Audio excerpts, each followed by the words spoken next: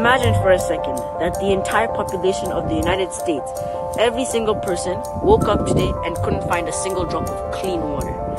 Now, add another 60 million people on top of that. That's the reality of 400 million people in sub-Saharan Africa right now. This isn't just a sad story or a humanitarian crisis. To me, it's an economic blockade.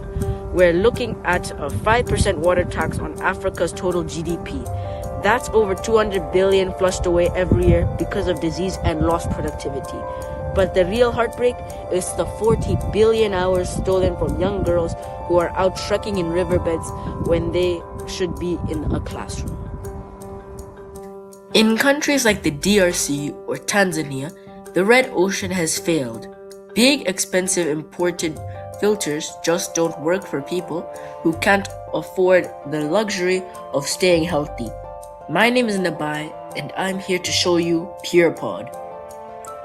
We aren't waiting for a global supply chain to save us.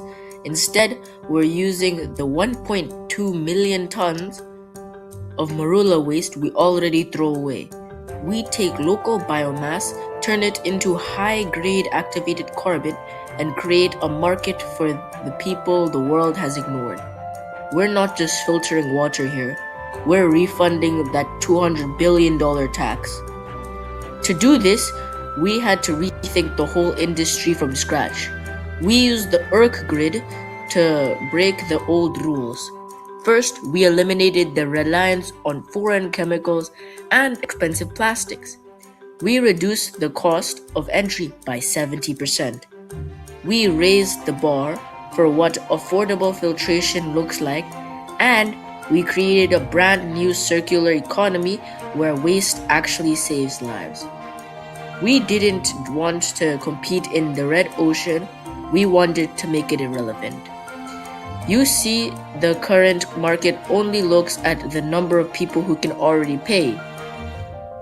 But we're looking at the non-customers. We're looking at the urban middle class who have taps but still don't trust their water. We're looking at the rural farmers who think filters are too complex. And we're looking at the millions living off-grid who have been completely forgotten. These aren't just statistics to me. They are our primary market. Let's talk about the business. Our model is built for mass adoption. We use a micro-franchising system that puts the power and the profit into the hands of local women entrepreneurs. We sell these pods for about $2 to $2.50. That's a price point that actually works for somebody living less than $5 a day. And because our raw material is literally waste, we still pull a 60 to 70% margins. For the cities, we use a subscription model, safety as a service, to keep the revenue reoccurring. Now, does it actually work? Yes. Marula stones are incredibly dense when we heat them up to 800 Celsius. In an oxygen-free environment, they turn into what we call molecular sponges. 1 single gram of our carbon has a surface area of 1,200 square kilometers. That's like 2 football fields worth of filtration power packed into a tiny pod.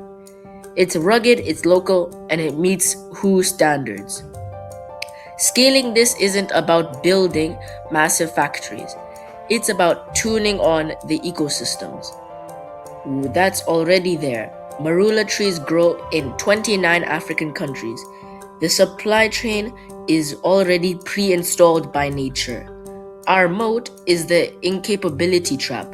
Big filter companies are tethered to expensive plastics and global shipping. To copy us, they'd have to destroy their own profit margins.